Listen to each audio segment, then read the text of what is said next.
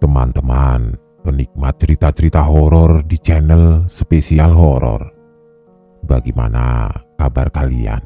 Semoga selalu sehat dan sukses selalu. Kali ini Mimin akan membawakan sebuah cerita horor dari akun Twitter @bristory berjudul asli Lintas Dimensi di Selatan Jawa. Sebuah perjalanan horor menuju satu tempat yang menghasilkan kisah membuka tabir gelap. Benturan dua dimensi tidak terelakkan menjadi suguhan kisah seram. Seorang pemuda asal Jogja menceritakan kisahnya ketika menyusuri jalan lintas selatan Jawa. Selamat menyimak kalau kalian berani.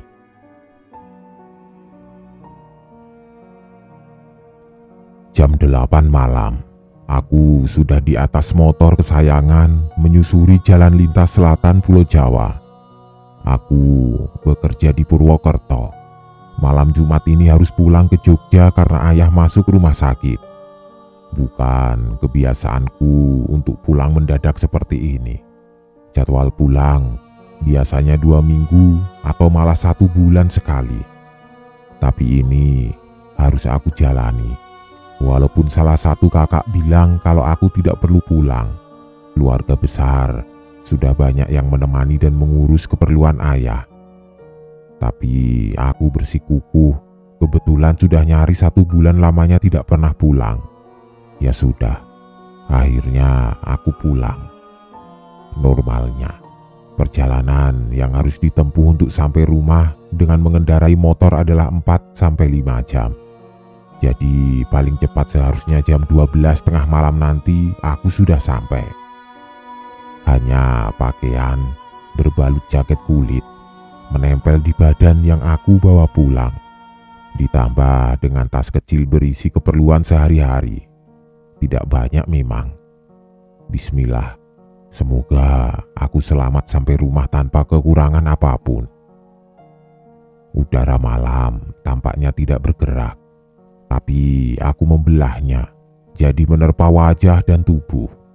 Jalanan yang tidak terlalu lebar, tapi cukup untuk 2 kendaraan berpapasan. Tidak perlu aku jelaskan lagi. Ini malam Jumat, belum akhir pekan. Jadi pasti sepi, di banyak bagian malah sangat sepi. Sama sekali tidak ada orang atau rumah penduduk. Hutan kecil dan perkebunan warga menjadi pemandangan yang seharusnya bisa aku nikmati kalau siang hari. Tapi karena gelapnya pekat malam yang terlihat hanya hitam, tebal, tipis membentuk objek isi bumi. Sejak 3 tahun terakhir, jalur ini sudah jadi jalur yang harus aku lalui untuk pulang atau berangkat dari Jogja menuju Purwokerto.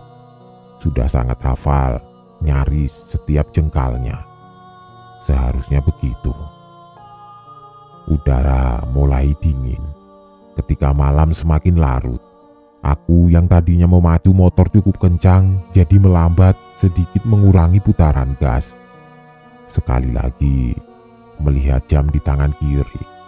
Tidak terasa kalau jarum pendeknya sudah lewat dari angka 10. Sesekali aku perhatikan langit.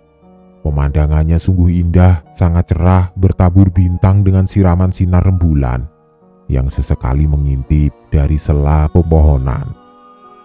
Aku yang sendirian di atas motor, jadi seperti raja jalanan, menyusuri jalan sepi beratap langit cerah. Kebumen, tiba-tiba aku sudah sampai di kota kecil yang sepi ini. Mungkin karena sudah malam jadinya terasa cepat. Tanpa berhenti, aku hanya melewatinya saja, lalu terus menuju kota kecil berikutnya. Tidak terlalu jauh, selepas Kebumen, aku sampai di persimpangan. Pada persimpangan ini, aku berhenti sebentar untuk memilih jalan mana sebaiknya yang harus dilalui. Keduanya memiliki medan yang berbeda.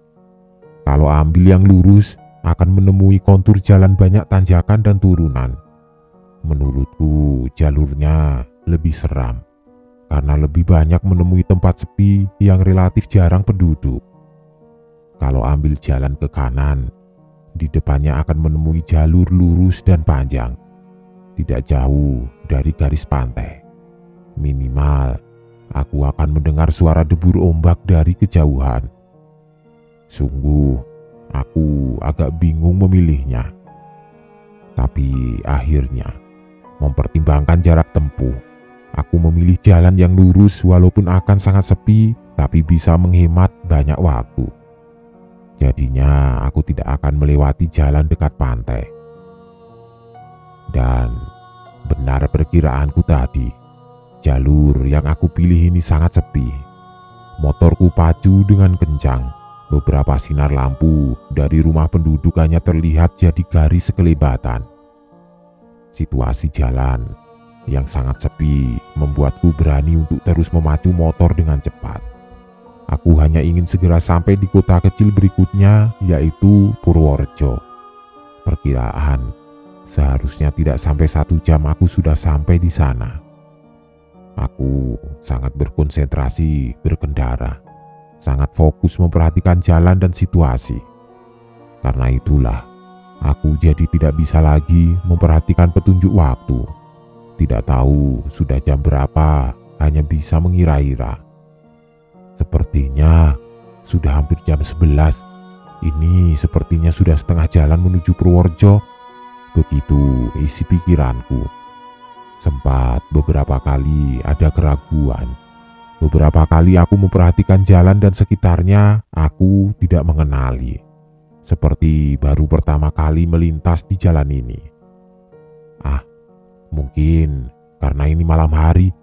Biasanya kan aku lewat sini ketika masih ada matahari. Berpikir positif, aku berusaha. Tapi walaupun begitu, aku terus saja memacu kendaraan. Terus melaju menyusuri jalan disertai ragu yang semakin lama semakin tebal. Iya, aku semakin ragu. Semakin banyak bagian jalan dan pemandangan yang tidak aku kenal. Seperti belum pernah melintas di jalan ini. Tapi aku terus coba meyakinkan diri. Karena sedari tadi tidak menemukan persimpangan. Semuanya jalan lurus satu jalur. Aku tidak pernah berbelok ke kanan atau ke kiri. Dengan begitu, seharusnya sudah ada di jalan dan menuju arah yang benar. Perlahan, memperlambat laju motor. Sambil memperhatikan jalan mencari tempat atau bagian yang mungkin aku kenali. Ternyata tidak. Aku sama sekali tidak kenal daerah ini. Aku sepertinya tidak pernah lewat jalan ini. Kok bisa? Kenapa ini bisa terjadi? Semakin pelan aku memacu motor. Aku menyerah. Lalu berniat akan mencari penduduk setempat untuk bertanya apakah aku tersesat atau tidak. Tapi sama sekali aku tidak melihat seorang pun juga. Tidak ada warung atau toko kecil yang masih buka. Sepi dan kosong yang ada. Walau beberapa kali ada rumah penduduk tapi keadaannya sudah gelap. Pintu dan jendelanya tertutup rapat. Penghuninya pasti sudah tidur. Aku tidak tega untuk mengetuk dan membangunkannya. Sampai akhirnya, di kejauhan, aku melihat ada warung kecil yang sepertinya masih buka. Ada cahaya lampu dari dalamnya bersinar sedikit keluar.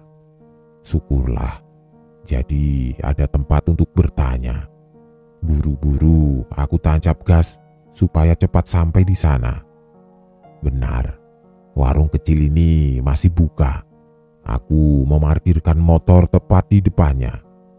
Ada seorang bapak di dalamnya. Dia sedang membereskan warung yang sepertinya memang sudah mau tutup. Sebentar, aku melirik jam tangan, ternyata sudah jam 11 lewat. "Permisi Pak, selamat malam. Maaf mengganggu," tanyaku membuka percakapan. "Oh iya, ada apa ya Mas?" Jawab bapak itu dengan mata berbinar. "Mau tanya Pak, apa ini benar jalan menuju Purworejo?" "Benar Mas, Lurus saja terus, tidak jauh lagi sampai Purworejo. Masnya mau kemana memang malam-malam begini? Mau pulang ke Jogja, Pak. Terpaksa malam begini. Setelah itu, karena aku pikir sudah berada di jalan yang benar, dan kata bapak warung, Purworejo sudah tidak jauh lagi, aku memutuskan untuk ngopi sejenak di warung itu. Sekitar 15 menit berikutnya, aku malah terlibat perbincangan dengan bapak warung. Dia sempat menawarkan untuk menginap di rumahnya karena malam sudah terlalu larut. Terima kasih, Pak. Saya lanjut jalan saja. Pingin cepat sampai rumah, jawabku menolak tawaran baiknya. Ya sudah, tapi hati-hati ya Mas. Kalau ada yang mencurigakan tidak usah berhenti, jalan terus saja. Begitu kata bapak itu. Mencurigakan? Mencurigakan bagaimana, Pak? Aku jadi penasaran. Apa saja yang mencurigakan? Pokoknya jalan terus. Hati-hati kalau ada iring-iringan ya. Bapak ini omongannya semakin membuat aku bingung. Iring-iringan apa pula yang dia maksudkan? Ya sudahlah, aku sudah kemalaman. Harus cepat pergi melanjutkan perjalanan. Setelah berpamitan, aku langsung tancap gas. Malam semakin larut. Desir angin membawa hawa dingin. Jaket kulit sepertinya kehilangan khasiat. Kulit tubuh mulai merasa kedinginan. Langit juga mulai berubah. Yang tadinya cerah berbintang perlahan pekat hitam seperti menutup menyelimut. Rembulan juga sama. Sang Raja Malam hanya sesekali menampakkan wajah karena barisan awan selalu menutupi ketika hendak muncul dengan sinarnya. Tapi tidak ada jalan lain. Aku terus melaju dengan kecepatan sedang. Entah kenapa, aku merasa kalau jalanan semakin lama semakin mencekam. Semakin merasa seperti itu ketika memperhatikan kalau sudah entah berapa menit yang lalu. Aku tidak melihat ada rumah penduduk atau bangunan lain. Kanan kiri jalan hanya ada hutan kecil atau perkebunan luas. Rasa khawatir semakin bertambah ketika melihat kalau perlahan kabut tipis mulai turun. Pekatnya mulai menutup jalan dan sekitarnya. Jarak pandang semakin pendek, semakin pelan aku berkendara. Sampai akhirnya, aku sama sekali tidak bisa melihat pemandangan kanan kiri. Karena gelapnya malam ditambah dengan kabut yang semakin pekat. Aku hanya bisa memandang beberapa belas meter ke depan, dibantu lampu motor yang masih menyala terang. Terus kususuri jalan ini, jalanan yang seperti tidak berujung. Rasa khawatir mulai ditemani oleh ketakutan, sepertinya ada yang tidak beres. Laju motor yang sudah pelan jadi semakin pelan ketika aku merasa kalau jalanan ini tidak rata, bergelombang, tidak seperti sebelumnya yang merupakan jalan aspal mulus. Permukaan jalan berubah. Semakin jauh, aku merasa kalau jalanan semakin jelek. Iya, memang begitu. Aku hanya bisa merasakan. Karena jalanan tertutup kabut jadi tidak bisa melihat jelas. Penasaran, akhirnya aku menghentikan motor agar bisa memperhatikan kondisi jalan dengan lebih seksama. Aku terkejut setelah mengetahui kalau ternyata jalanan ini bukan jalan aspal seperti sebelumnya, tapi jalan tanah. Jalan tanah kering bergelombang. Ya Tuhan, di mana ini? Bertanya-tanya dalam hati. Jelas saja aku bingung. Kenapa tiba-tiba sudah melintas di atas jalan tanah? Perasaan jalan yang sebelumnya aku lewati tidak melintasi persimpangan. Kenapa bisa sampai di daerah seperti ini? Daerah hutan yang sama sekali tidak aku kenal. Aku kebingungan, duduk di atas motor dalam diam. Ada dua pilihan, melaju terus atau berputar kembali balik menuju tempat sebelum ini.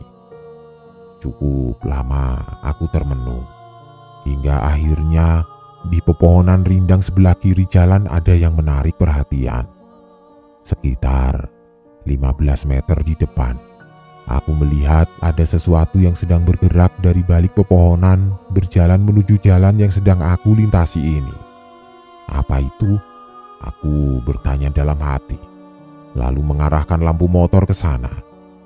Akhirnya, aku melihat agak jelas. Syukurlah, agak sedikit lega, karena ternyata yang aku lihat adalah iring-iringan beberapa orang sedang berjalan dari balik pepohonan di hutan sebelah kiri. Tidak banyak, mungkin hanya 4 atau 5 orang, itu perkiraanku. Aku belum bisa melihat mereka dengan jelas, karena pandangan masih terhalang gelap dan pepohonan. Aku jadi bisa bertanya tentang arah jalan ke orang-orang ini kan? Begitu pikirku. Beberapa belas detik kemudian, jadi makin senang lagi karena melihat mereka ternyata berjalan menuju ke arahku ketika sudah keluar dari pepohonan. Benar, mereka berjalan ke arahku. Tapi karena kabut masih pekat, juga jarak pandang masih pendek, aku masih belum bisa melihat mereka dengan jelas. Tapi tidak lama, beberapa detik kemudian, akhirnya aku dapat melihat mereka dengan jelas. Setelah jarak kami hanya tinggal beberapa meter saja. Tapi tiba-tiba mereka berhenti, lalu berdiri diam sekitar 5 meter di depan. Orang-orang itu berada di sisi jalan sebelah kanan, sementara aku di kiri. Aku arahkan lampu motor lurus ke depan, tidak mengarahkannya langsung ke rombongan itu karena tidak mau dianggap tidak sopan. Itulah kenapa pada detik ini aku masih juga belum bisa melihat mereka dengan jelas. Yang aku tahu mereka sedang berdiri berbaris ke belakang. Penasaran memuncak. Perasaan mulai tidak enak. Kenapa mereka tadi tiba-tiba berhenti lalu berdiri diam, tidak lanjut melangkah? Karena itulah, akhirnya aku nekat untuk mengarahkan lampu motor ke arah mereka. Saat itulah, aku melihat semuanya. Melihat pemandangan sangat seram di tempat yang aku sama sekali tidak kenal. Ternyata mereka ada 6 orang. 2 berjajar di depan, 4 di belakang. 4 orang di belakang terlihat seperti sedang membawa sesuatu, membopong suatu benda di atas pundaknya. Mereka ternyata rombongan pembawa jenazah. 4 orang di belakang ternyata sedang memanggul keranda mayat. Siapa mereka?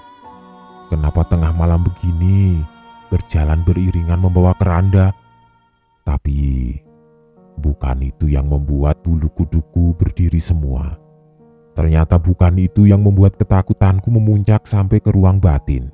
Bukan, masih ada lagi. Aku langsung memutar motor ke arah berlawanan, berniat untuk kembali lagi saja ke arah datang tadi. Tidak mau berpapasan dengan rombongan itu. Aku amat sangat ketakutan. Kenapa begitu? Apa yang membuat aku sangat ketakutan? Aku melihat kalau ternyata mereka semua tidak berkepala, hanya badannya saja. Itu yang membuatku sangat ketakutan. Setelah motor sudah berbalik arah, entah disebabkan rasa takut yang membuncah atau bagaimana, tiba-tiba mesinnya mati. Setelah itu, aku coba nyalakan lagi, berusaha terus sampai mesin hidup lagi. Kemudian melirik sedikit ke belakang dengan maksud untuk melihat rombongan seram itu. Ya Tuhan, ternyata mereka mulai bergerak maju, mendekat ke arahku. Melihat itu semua, aku makin panik, terus coba menyalakan mesin motor. Nyaris menangis ketika sadar kalau mereka sekarang sudah berada tepat di samping, berjalan pelan dengan langkah gontai. Aku ketakutan. Rombongan tanpa kepala, pembawa keranda mayat, sedang persis melintas di sebelah kananku. Hingga akhirnya datang keajaiban. Tiba-tiba mesin motor menyala. Detik itu pula aku langsung tancap gas meninggalkan rombongan seram itu di belakang. Selesai? Belum. Beberapa menit kemudian, aku merasa ada yang aneh. Ada yang terasa berbeda dengan motorku. Kali ini sepertinya lebih berat. Aku merasa kalau beban motor jadi bertambah.